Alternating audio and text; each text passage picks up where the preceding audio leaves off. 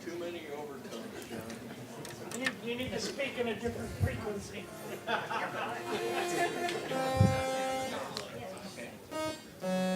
Okay, I think we're ready. I'm going to be patching some examples of this idea as I go. And basically, are you recording now? Should I start? Should I not? Okay. I'm Jon Sonnenberg. Some of you might know me, some of you might not. I've been speaking here. I think this is my 5th year speaking here, and I often speak on different topics. And this is another topic that you're here for. Welcome. We're talking about wave replacement synthesis today, and many of you don't know what that is. I've been involved in electronic music since '84, so over 30 years now, I guess, if I do the math right. And this is a term that I coined in 2012. So if you haven't heard of it, it's because you don't read my blog. And if you want to read my blog, I do have a lot of information on there, different topics that I talk about, and it's artoftravelog.com. My band is also Travelog, and I've been playing music for most of my life, like most of you.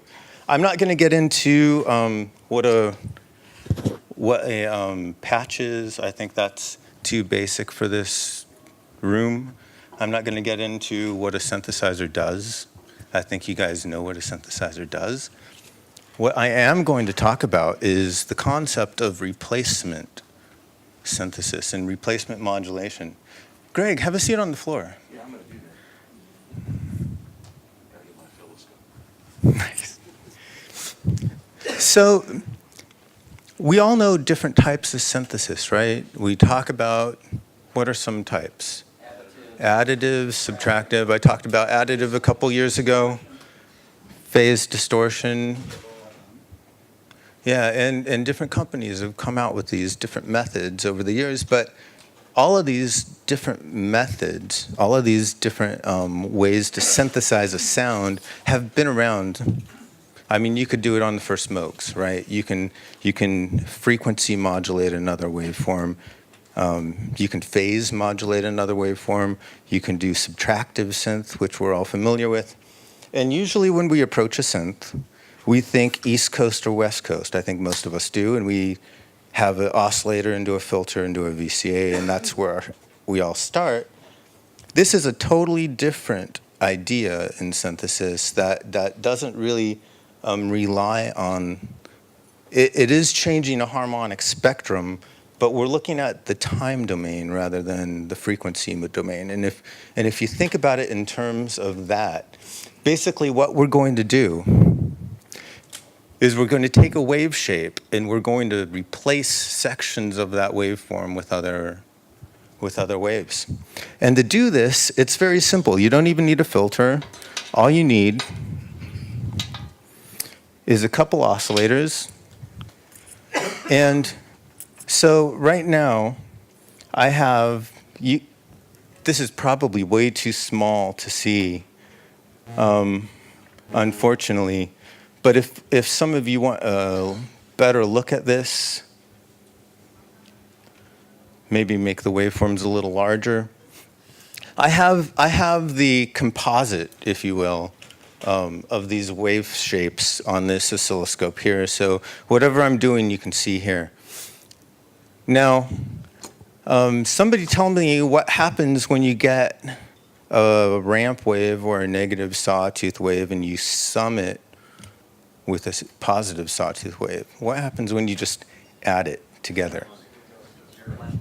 Yeah, right? They sum together and they equal 0. It's just a straight line. In this scenario, however, what we're going to do is we're going to take a control voltage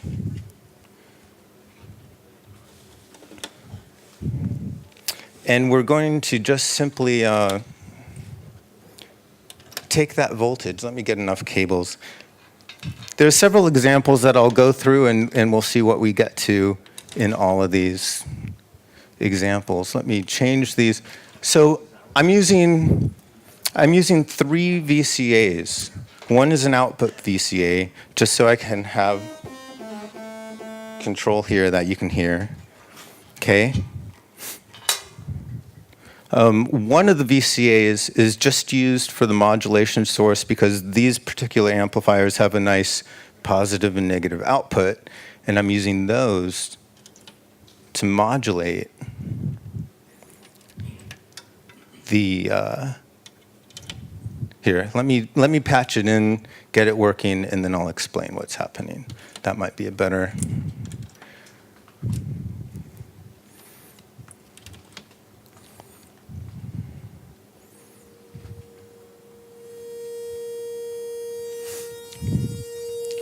So what I'm doing is I'm using a pulse width modulated source out of the same oscillator. And maybe what I should do, let me rearrange something here. Since this is too small to see right now,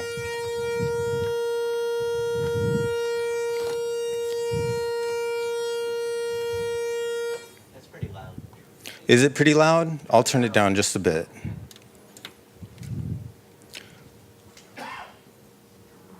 Just a minute. I'm going to use channel 2. Maybe we'll be able to see that a little better, see what I'm doing.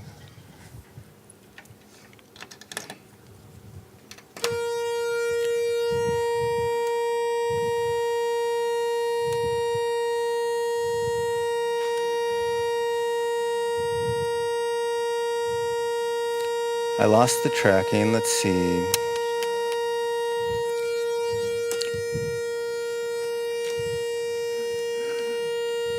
Oh, that's why. I know why. Because I had the pulse width all the way to one side. What happens is it's not triggering on that. So let's change some of these waveforms so you can see them next to each other. What we're doing is we're actually controlling. I have this signal. It's coming out positive and negative, controlling 2 different VCAs. And then depending on where this pulse width is, you're getting 2 different waveforms. So the idea is you're replacing part of the waveform with another segment of another waveform. Okay? Now, there's a couple different things we can do here. And one thing that I really think is important is, first of all, Can you turn it down? yes, let's try this. Hold on. Let me plug this in again, and I'll get to where.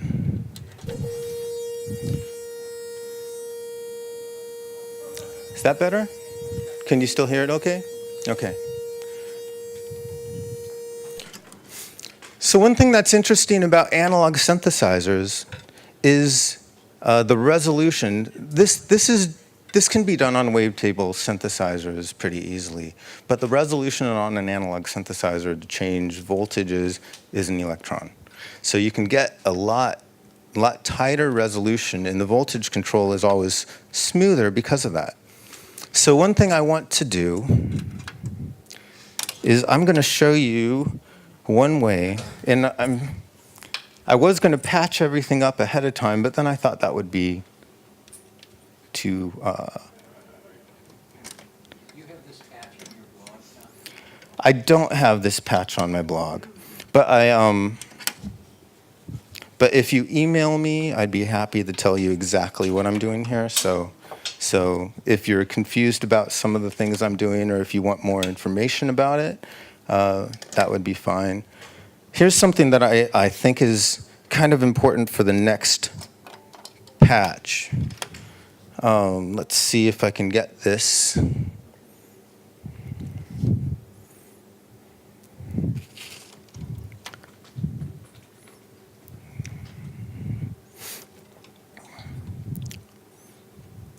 So I need to get the output of this. Now see, since I'm running different channels here, I'm going to swap these out for a second. I think it would be a lot easier if this scope was bigger, but it's not, so I'll just work with what I have. So this is a hard synced sine wave. We're familiar with hard sync, and basically what happens is it's resetting at a certain point. But what's not obvious is, and this goes back to knowing your equipment, knowing what oscillators you have. One point that I want to make is you might have an oscillator that has multiple waveform outputs, right? You might have a sawtooth wave, you might have a square wave. It's all generated from one core. So there might be a triangle core, there might be a sawtooth wave core, but all the sine waves and everything that you see are all generated from that same waveform. So you can use external modules to get pulse width waves that instead of starting from one point and spread this way, they start from the end of the waveform and spread this way. That's important because when you're syncing up waveforms, some oscillators work on the trailing edge, some work on the leading edge. In this case, I have it, so now, because I'm syncing this waveform, even though they're in phase with each other, can everybody see that? So the pulse width is actually controlling the phase. Now the second thing I'm going to do is take the pulse, what? Okay, so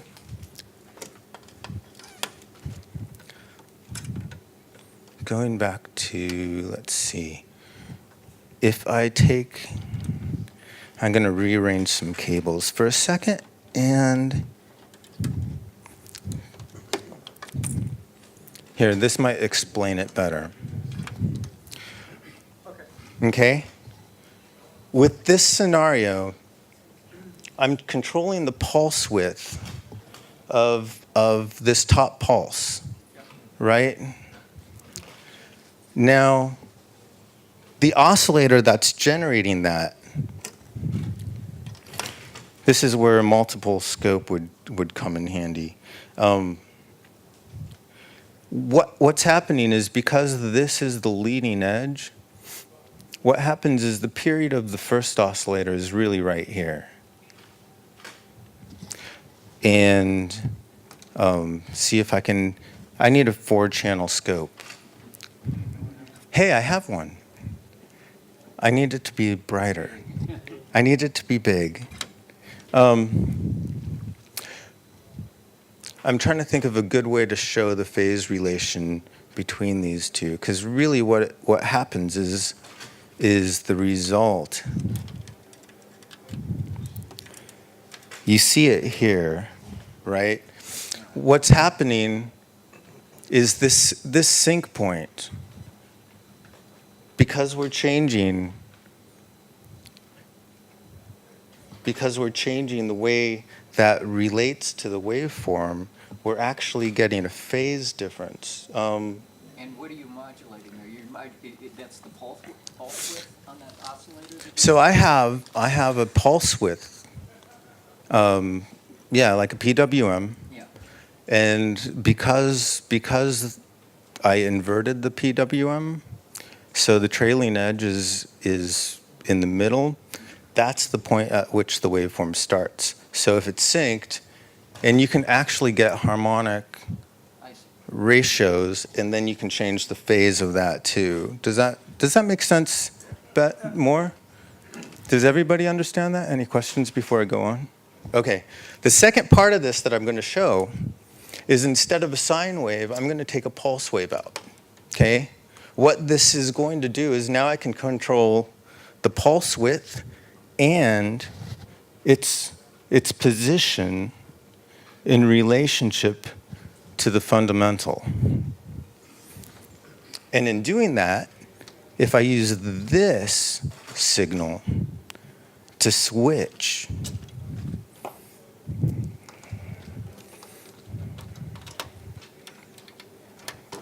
and let's go back to the noisy sound source here. I'm going back to the other two waveforms, if you will.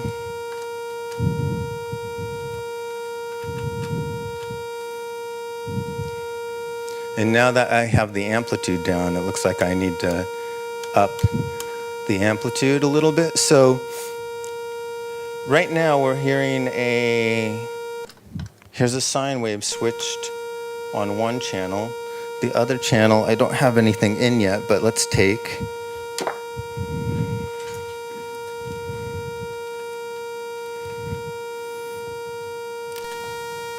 a sawtooth wave, okay? And now let's do two different things. Let's take a sawtooth wave out of our fundamental. So think of this as you have an oscillator, and now we're going to be switching in a portion of another waveform. And this portion of the other waveform, we can vary the pulse width. Let's trigger on the first channel so it's a little more stable, okay? We can vary the pulse width. So all on one side, we have a sawtooth wave now. On the other side, we have the sine. And in between, we have something else. It's not a blending of the sound. It's not a mixing that you would with volume control. It's actually, it's in mathematics, we talk about piecewise functions. You know, if there's any mathematicians out there, and you have periodic functions and you have piecewise where like every so many radians you're getting a repeating pattern, but it's actually this segment is repeating, okay? Is that loud enough? To me it sounds a little low. Maybe just a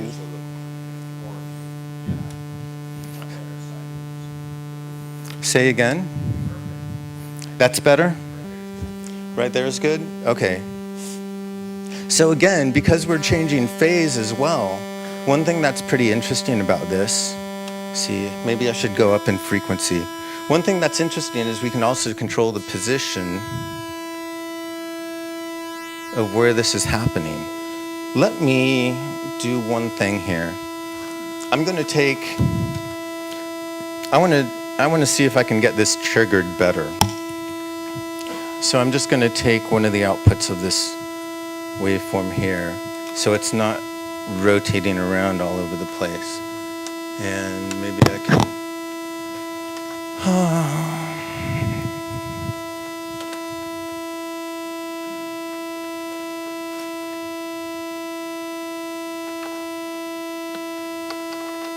No, that won't do it.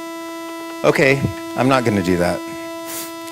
I'm just gonna go with this and then show some of the ramifications of this, okay? So right now, notice as we're changing this window, part of the waveform is this sawtooth wave, part of this is the sine wave. All we have to do to switch these, we can easily just switch the two waveforms into the inputs of the two amplifiers, and then the waveforms are reversed, where one side is, now the other side is the ramp, the other, you know. So side A before was the sine, side B before was the sawtooth. Now I switch those two waveforms, and now you have something a little different. Now, one of the cool things about this is you can we like things that change. We like pulse width modulation. We like oscillators beating against each other. We like filter sweeping sounds. We like things that are not static, right? Even vowel sounds, like our language. We talk about diphthongs, where we say a word like pi. Our language is very complex. It's not the same vowel sound through the whole movement. It's actually something that's changing. Now, one couple things that are really interesting about this method of synthesis is ultimately what we're wanting to create is a waveform, right?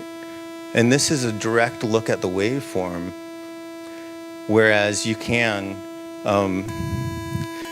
you can do a lot of interesting things by replacement of the waveform into different things, and then you can modulate it. So even if you want this to not be a static sound, like if you want an LFO, for instance, to modulate the width, it's as simple as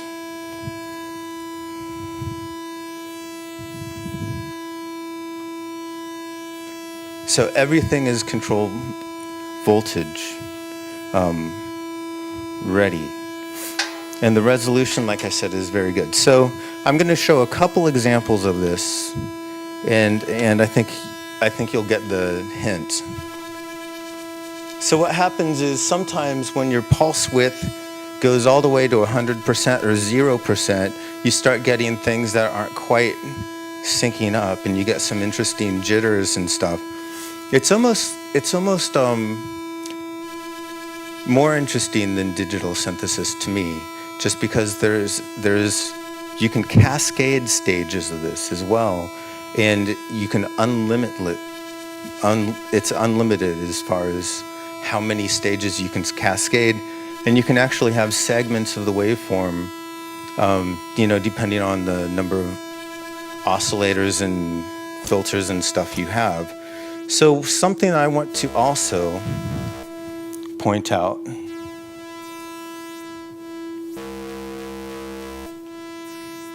See, that's really nice. Something I also want to point out. Let me get these back. Filters are typically low pass, high pass, band pass, and they're made to take out frequencies, right? Now, something that's kind of interesting with this, and I'm just going to simplify this patch. Let me take out a lot of these cables, and let's just go back to a simple waveform. And this time I'm going to do something slightly different.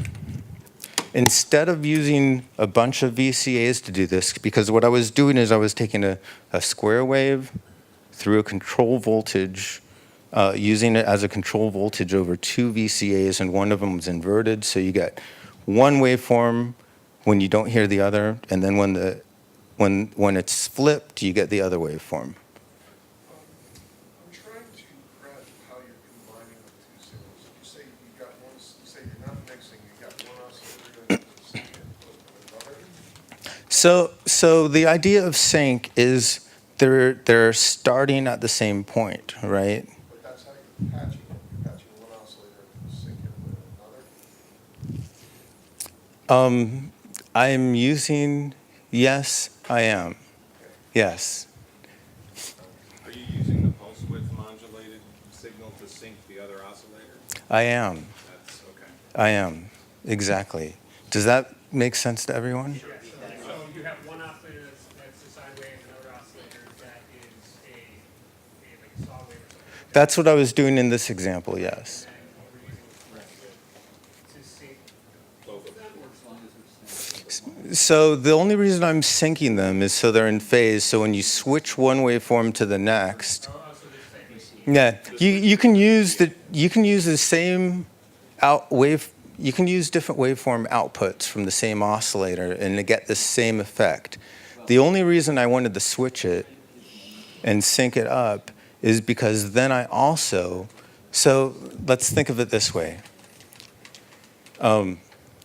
If you sync up a waveform and you're pulse width modulating that, let's say this is the waveform that you're syncing to, and you have a pulse width here, and it's synced to the rising edge, let's say. That synced waveform is shifting back and forth in phase, in a different phase angle with the first oscillator. And then I'm taking the pulse width output of the synced waveform, and that pulse width is voltage controllable too. That's how I was getting this window that could be anywhere in the waveform, and it could be any width. Does that make sense? Okay, back to filtering. This is something that I find interesting.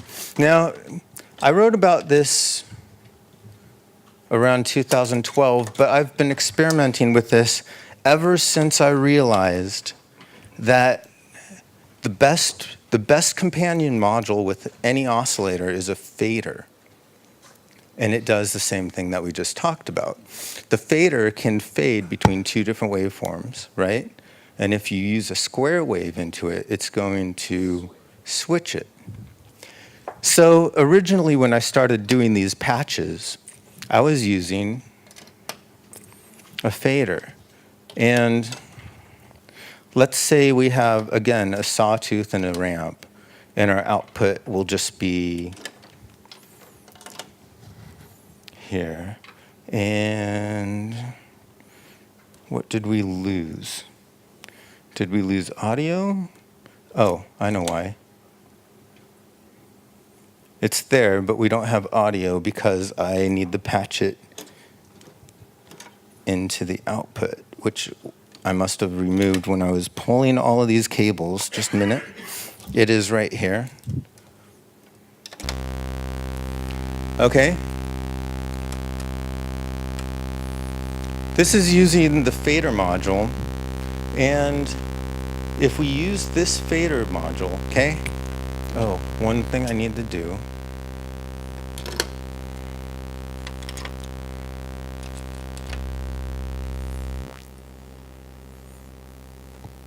If we use this fader module and we're switching between, what are we switching between? A ramp and the inversion of the ramp. So again, if you combine them in equal amounts, you get nothing, right? But instead of combining them like that, we're going to switch them hard from one side to the other. And this is wave replacement. And this is the same, you're using the switch. the same This is, oscillator. yeah, right now I'm not syncing anything. I'm just using this different outputs from the same oscillator into the fader, yeah. Is this the same principle behind the audio WTF? Is there a different name? WTF oscillators that basically play that into a module? I do not know. Okay, because that's, they call it window transfer function, which is where, yeah, you're using the pulse width to kind of combine waveforms. I know that the new Paula Maddox module. Right, yes, that's what. Oh, okay. Okay, the difference with that is it's a wavetable, and it's always in the center of the waveform, and you're opening the window this way. In this scenario, you can take the wavetable and switch it anywhere, and it's all continuous. I see. So it's a little different. Now, yeah. Now something I'm going to do is I'm going to take instead of what I'm doing here, let's see if I can get this to really show. Instead of two different waveforms, now I have the same waveform going into a multi-mode filter. And I have the high pass and the low pass output, okay? And I'm switching between them. So this has a lot more ramifications than just simple wave shaping. You can actually have frequency-dependent wave shaping. And so if you go one side, that's one side, the other side is high pass. And then if you go in between and you're switching between the two, and again, this pulse width is going to change your window of where that is. And you can easily cascade these, like I said, and have different windows in different places.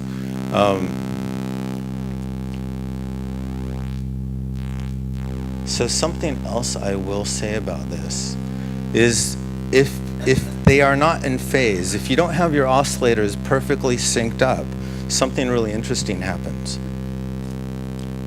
For instance, if they're tuned just ever so slightly differently, that window is shifting along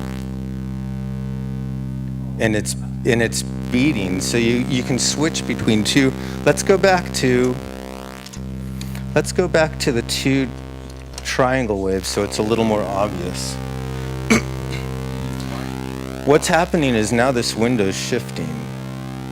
So sometimes you might get a perfect, if this is 50%, sometimes you might get something that's more or less a perfect triangle wave.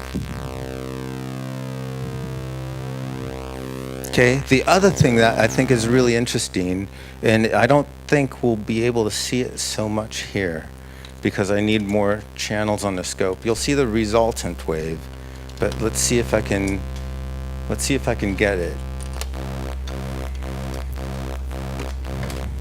with what I have. Okay. Here is an example. And what I'm doing here is it looks like a triangle wave, right?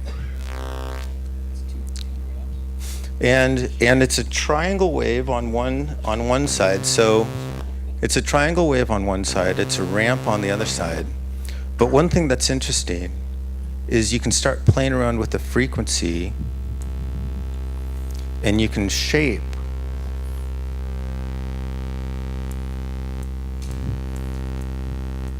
the slope of that descending part of the triangle wave, okay? And this is of course voltage controllable too. So ultimately, if you can think of segments, and obviously if we limit that, you just get a little bit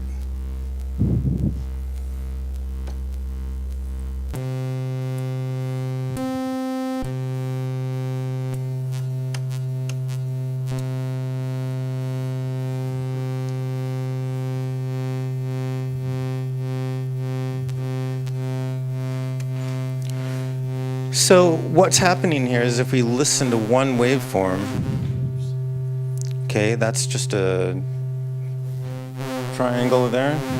The other side, it's synced, but it's a sawtooth wave, so it's always starting at the same point.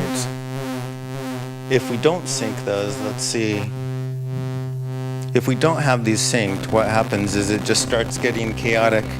And depending on where this second waveform is, it can just get a little messier. So hard syncing is one of the reasons to keep everything nice and neat. And then when you're syncing in different parts of the waveform, they're all lined up. Any other questions right now?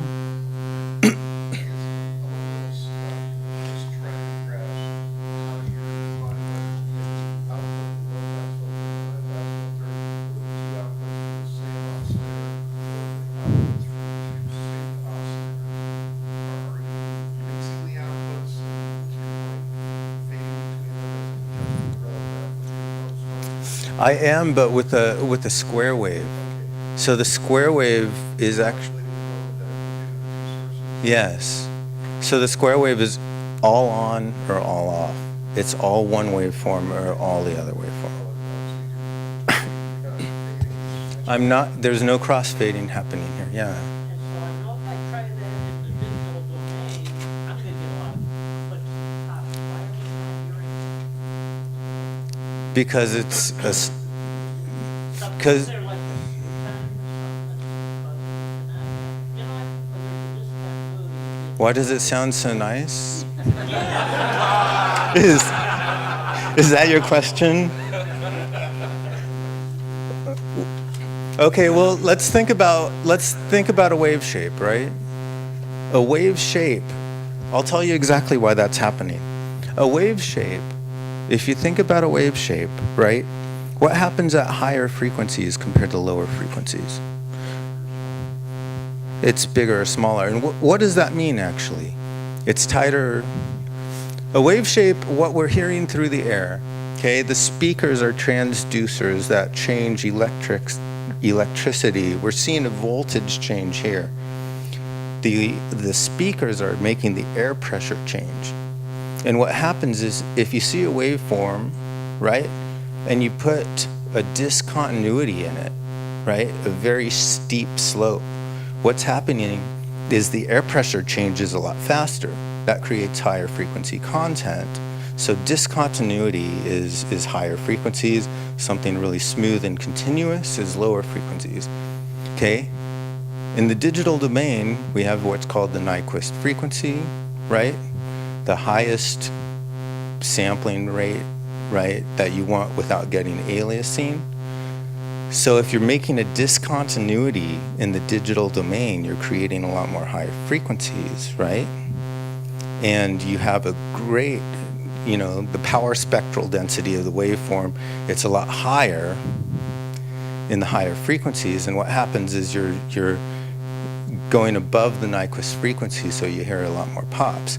In this situation, there is no sample rate, this is just pure analog waveforms, you're switching in and out, and when you create high frequency content, it sounds really pleasing, right? You're switching it with a VCA. Right now I'm using this fader, which is basically 2 VCAs, and that's what I patched up to begin with. 2 VCAs, I was taking a pulse output and inverting it. With a fader, I can just take the pulse directly, and it's just pushing it back and forth.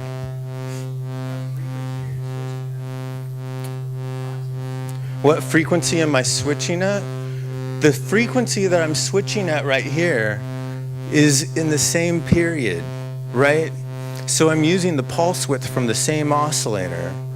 So if you have a ramp and a saw or something and you're trying to switch between them, you're switching at the same point every time at the same cycle. That's one of the reasons it sounds like it does. Now, let's go back to, this is all the same oscillator.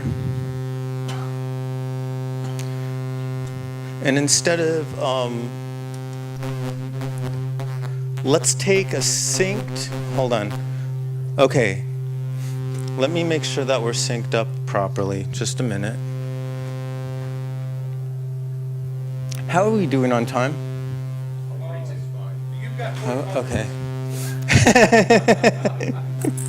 I'm sure I do. Oh. I don't know when these are supposed to end. I assume an hour and a half is what the lectures are running. I think we're given like an hour. Well, there's 1:45. there's 2 rooms and they're switching back and forth. So if I go over 20 minutes, it means if somebody wanted to see the next lecture, they either have to leave early or they're stuck here 20 minutes and they're 20 minutes late. So, but I mean, You're still doing better than Mike Clark. so right now, we're back to, your question was how fast are we switching, right? If we're synced up and we start, let me see if I can, hold on. Let me do this a different way, because what I want to do is I'm going to show the switching wave again on top, because I think that will clear up a little bit.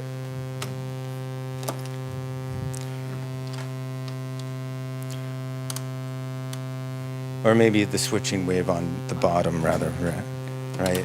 Okay, that was close.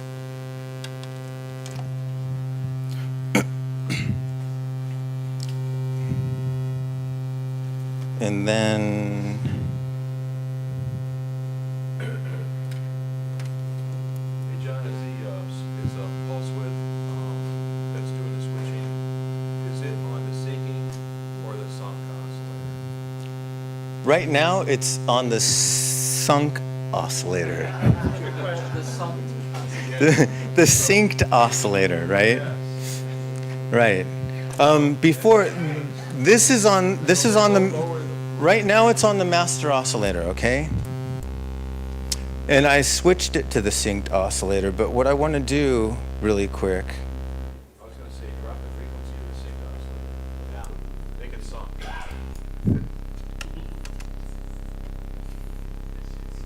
but see, it's also what we're hearing too. So we also have the 2 waveforms going into the fader. Let me make sure that they're still going into the fader. Let's go back to, so we have a triangle, and let's take a,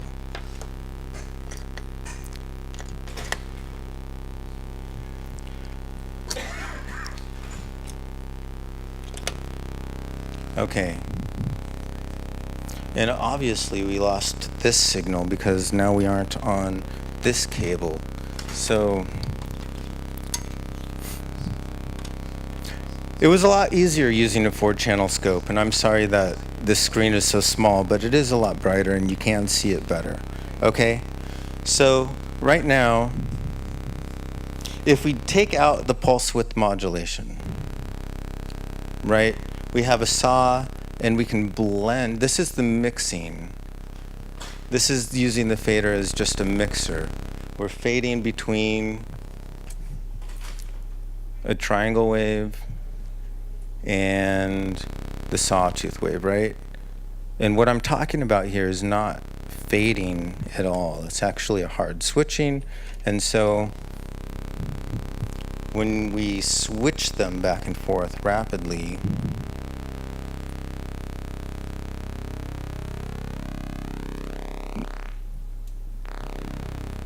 now we have something completely different.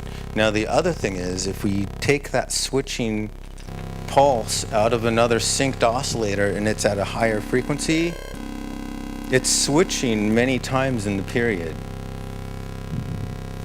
Okay? You can change that frequency because it's synced and it's still in phase. You can also change the pulse width. And again, you can cascade this into another switcher and have even more segments of other waveforms come in. So you can, this is a piecewise synthesis of a waveform. You aren't talking about subtracting the harmonics out or adding more sine waves. This is actually looking at the shape. And in some ways, I think it's more intuitive. Sometimes we get caught up in what does the waveform look like? This is actually, like, you can do some really interesting modulations, like of the slope of the triangle that I was showing. Okay? Any other questions? Yeah. Like a high frequency capable sequential switch be used in place of a crossfader or VCA? Yes, it can. Now, in fact, I have a suit and tie guys switch here, and it works. There's a couple caveats to that. And let's say, I'll show you an example. Let's take 2 of these waveforms. In some ways, it's nice because this particular switch, I have a ModCan modular system too, the ModCan B series at my house. That has a voltage-controlled switch that does this a little differently, better in some ways, worse in others. The problem with the switch is there is a sampler in here. And there's here, I'll just show you. Let's say, You mean a sampler bulb? there's a microprocessor that's switching the levels here. Let's hold on 1 second. Let me do this, and I'll show you exactly what I mean. Let's take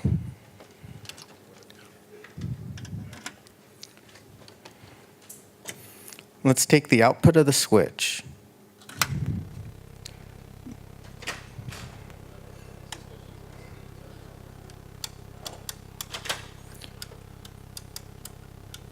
And why is my amplitude not very loud?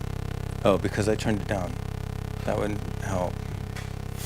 Okay, this is a voltage-controlled switch that works on 0 to 5 volts.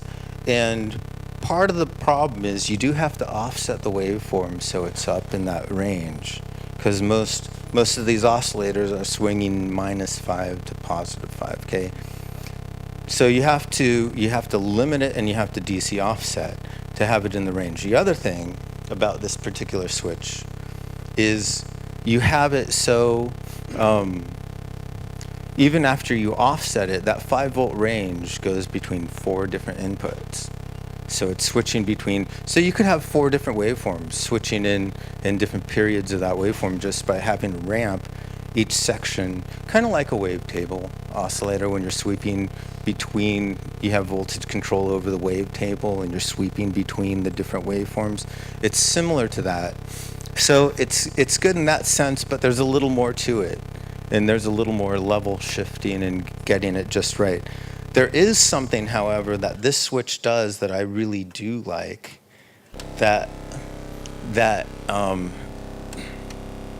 See if I can. Also, did you notice how the amplitude just went way up? The reason is you have a sawtooth wave, right? And we were looking at such a little window of that, because the voltage-controlled switch here, even though it's 0 to 5 volts for 4 different inputs, we were -5 to +5. So we were looking at a very small window of voltage there.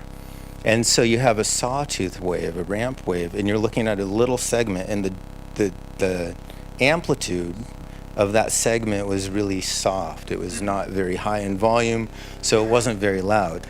Now what I'm doing is I'm actually going to go to the switch. This switch is interesting because you can actually take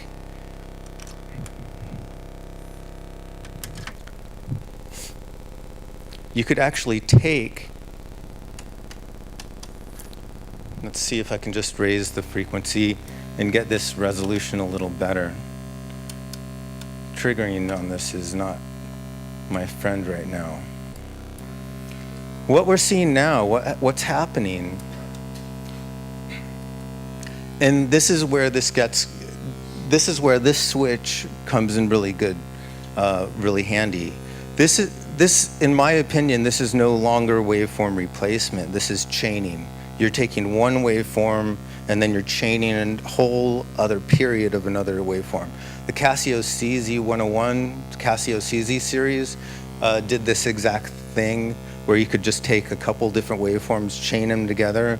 Then it did phase modulation, which is, it's pretty much just a single case of frequency modulation where you take the same oscillator and you modulate itself. And you have the shift in the period that way. So I think, yes, you can use a voltage controlled switch. Yes, you can use a switch for other periodic changes. One thing that's nice about this particular one, let's see if I can get the triggering to be a little, trigger level is,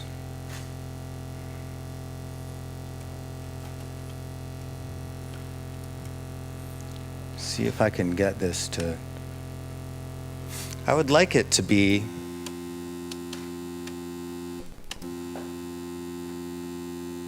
I would like everything to be magic and always work. Can anybody help me with that?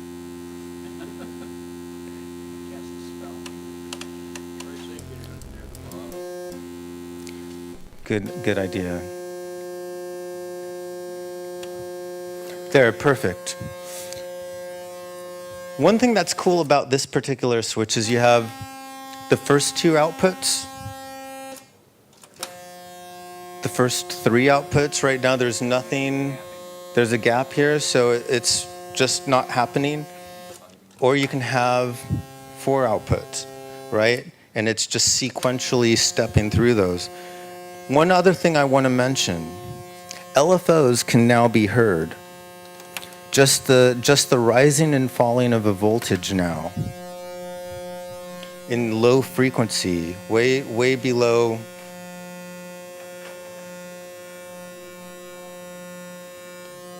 Do you see what's happening? So a portion of the waveform now, and before when pulse width was only moving this way, now you can have a segment of a pulse width wave shape where it's almost a staircase and you're rising that stair segment up and down with an LFO.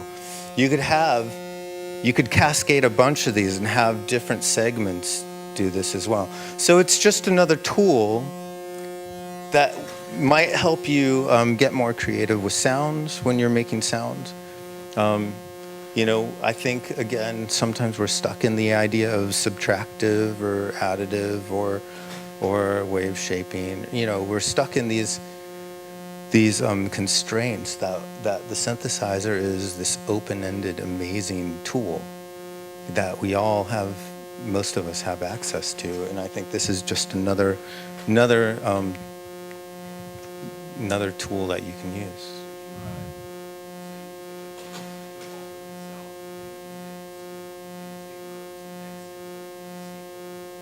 You could have a segment that's completely random. You could have one portion of your waveform completely random, either in level, or it can be the frequency of maybe that sawtooth wave that you're mixing in. You can also instead of using an LFO, you can also use another ramp. And now here's where like beating really comes into play. Like you can really see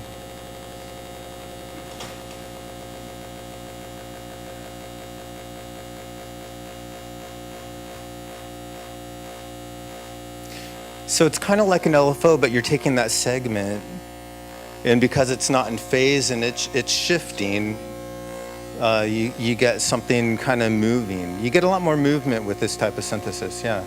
Is there any chance your blog can address some of these patches that you're talking about today? Yeah, Yeah, because it'd be nice to actually go and look at the way you have it patched. sure. Yeah.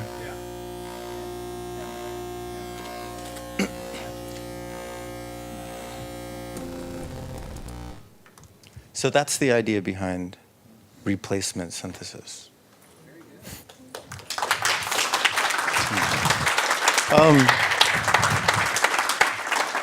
One last thought. I did have one just trivia question when we were talking about different modes of synthesis. Does anybody know what vowel consonant synthesis is and what piece of equipment it came from?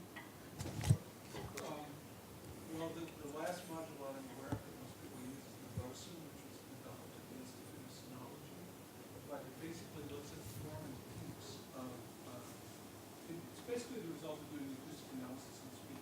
So the idea is your vocal system is basically, and some vocal cords buzz and fixed frequency, and then that information is filtered. The resonant peaks of that are used for synthesis. I love your guess, and I'll give you a consolation prize. The Casio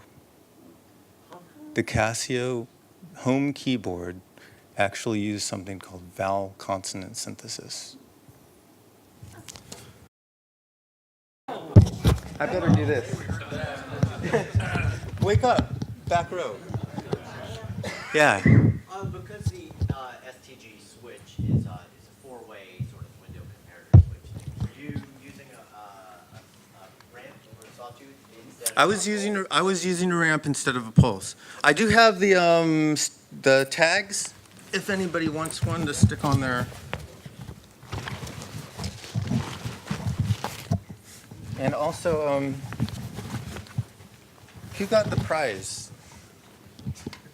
What's your name? What is your name? Gregory.